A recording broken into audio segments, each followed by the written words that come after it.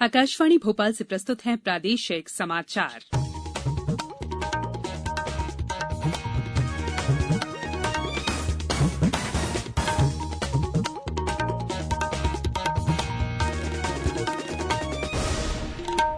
नमस्कार, समाचारों के साथ मैं संयुक्ता बनर्जी। राज्य की 28 विधानसभा सीटों पर हुए उपचुनाव में 19 पर भाजपा ने जीत का परचम फहराया है, जबकि कांग्रेस ने 9 सीटों पर जीत हासिल की।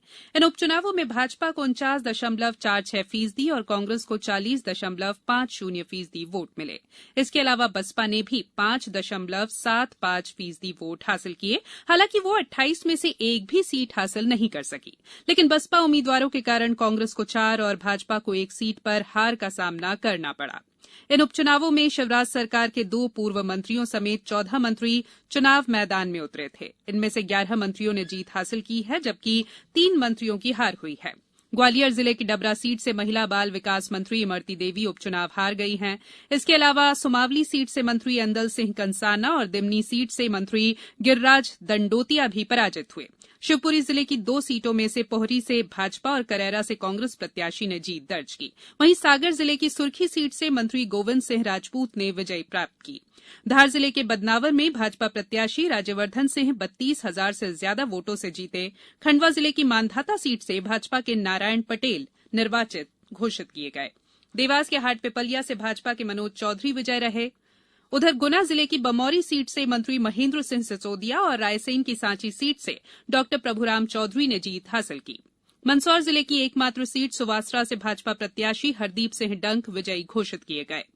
छतरपुर जिले की मलहरा सीट से भाजपा के प्रहलाद सिंह लोधी विजयी रहे।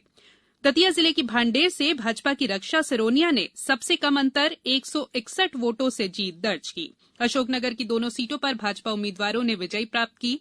इंदौर के सावेर से तुलसीराम सिलावट और अनूपपुर से बिसाहू लाल सिंह ने कांग्रेस प्रत्याशियों को हराया। आगरमालवा की आगर सीट से कांग्रेस के विपिन वानखेड़े और राजगढ़ जिले की ब्यावरा सीट से कांग्रेस के रामचंद्र दांगी विजयी रहे।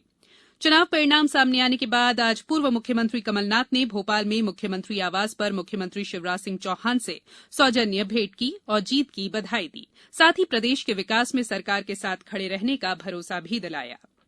उपचुनाव में मिली हार पर मंथन के लिए आज भोपाल में कांग्रेस विधायक दल की बैठक बुलाई गई है। शाम 6 बजे प्रदेश कांग्रेस अध्यक्ष कमलनाथ के निवास पर होने वाली इस बैठक में राज्यसभा सांसद दिग्विजय सिंह, विवेक तन्खा के साथ ही वरिष्ठ नेता अरुण यादव, अजय सिंह, सुरेश पचौरी, नकुल नाथ मौजूद रहेंगे। 28 विधानसभा सीटों के प्रभारी और हारे हुए प्रत्याशियों को भी बैठक में बुलाया गया है। बैठक में जिलाध्यक्षों को भी बुलाया गया है। बताया जा रहा है कि जिन सीटों पर कांग्रेस को हार मिली है, उन सीटों के जिलाध्यक्ष पर कार्रवाई हो सकती है। देश में कोविड-19 से स्वस्थ होने की दर बढ़कर 92.56% हो गई है। पिछले 24 घंटों के दौरान 42,000 से अधिक मरीज ठीक हो चुके हैं। इधर प्रदेश में कोविड-19 के सक्रिय मामले स्वस्थ हुए लोगों की संख्या से कम है। अभी तक कुल सक्रिय मामले 8,149 है, जबकि 1,67,877 लोग कोरोना से स्वस्थ हो चुके हैं। जबलपुर में कल 36 नए मामले सामने आए। वहीं 28 मरीजों के स्वस्थ होने पर उन्हें अस्पताल से छुट्टी दी गई। होशंगाबाद में 11, शहडोल में 7, उज्जैन में 15 नए मरीज मिले। झाबुआ से राहत की खबर है, यहां एक भी नया मामला सामने नहीं आया है।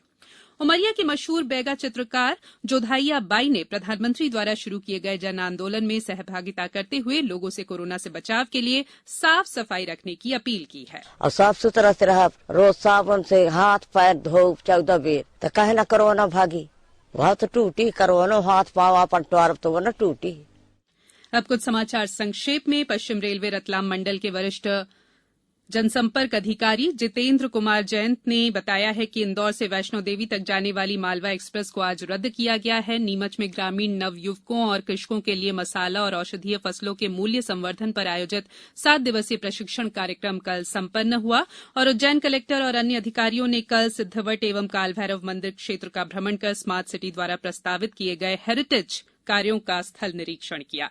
इस बुलेटिन में इतना ही। बुलेटिन के अंत में एक अपील, हाथ और 2 गज की दूरी, हाथ धोना भी है जरूरी। नमस्कार।